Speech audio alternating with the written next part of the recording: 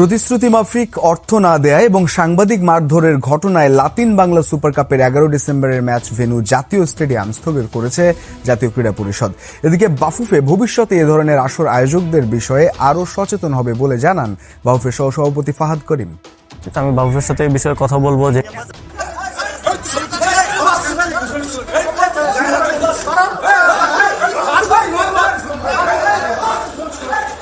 Match শেষে মাঠে দেদারসে ঢুকছে দর্শক, কিন্তু গণমাধ্যম কর্মী ঢুকতে চাওয়ায় তাকে মেরে বের করে দিল এলিট ফোর্সের কিছু কর্মী।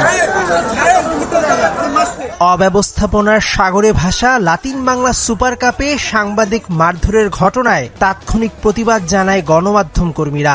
টুর্নামেন্টের নামে তামাশা হচ্ছে। একটা টুর্নামেন্ট কতটা অব্যবস্থাপনাপূর্ণ হতে পারে সেটার প্রতিযোগিতা হলে নিশ্চিত মেডেল পেত লাতিন বাংলা সুপার কাপ।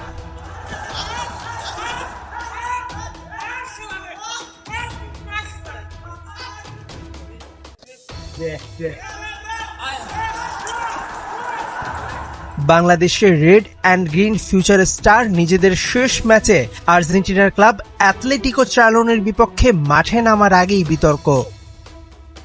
বাংলাদেশের ফুটবলারদের একটা অংশ পারিশ্রমিক না পেলে ম্যাচ বয়কটের দাবি জানায়। তবুও ঠিক সময় মতো দুই দলের ফুটবলাররা মাঠে এলেও রেফারি আসলেন লেট করে, তাতে ম্যাচ শুরু হলো নির্ধারিত সময়ের 17 মিনিট পর। ম্যাচে যখন এক একে সমতা, তখন হাতাহাতিতে জড়ালেন দুই দলের ফুটবলাররা। আর্জেন্টিনার ক্লাবের 2 জন আর বাংলাদেশের 2 জন, মোট 3 ফুটবলার লাল কার্ড দেখে মাঠ ছাড়লেও বাংলাদেশ ম্যাচটা জিততে পারেনি। প্রদর্শনী ম্যাচ হওয়ায় এই ম্যাচের রেজাল্ট ছাপিয়ে আলোচনায় অব্যবস্থাপনা। 11 ডিসেম্বর বাংলাদেশে ব্রাজিলিয়ান লিজেন্ড কাফুর আসাও অনিশ্চিত।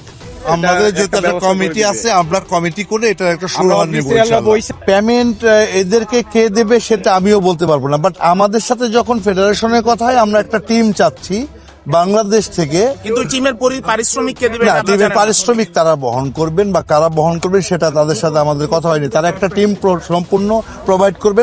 1000 টাকা টিকিট না কেটেও যারা মাঠে এসেছেন তারা জোর করে মাঠে ঢুকে খেলা দেখেছেন। প্লেয়াররা শেষ পর্যন্ত পেমেন্ট পাবে কিনা সেটাও অনিশ্চিত।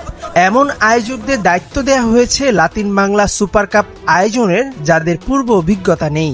হামজা শমীদদের হাত ধরে উপরে উঠতে চড়া বাংলাদেশের ফুটবলের সম্মান কিছুটা হলেও খর্ব হলো নয় কি?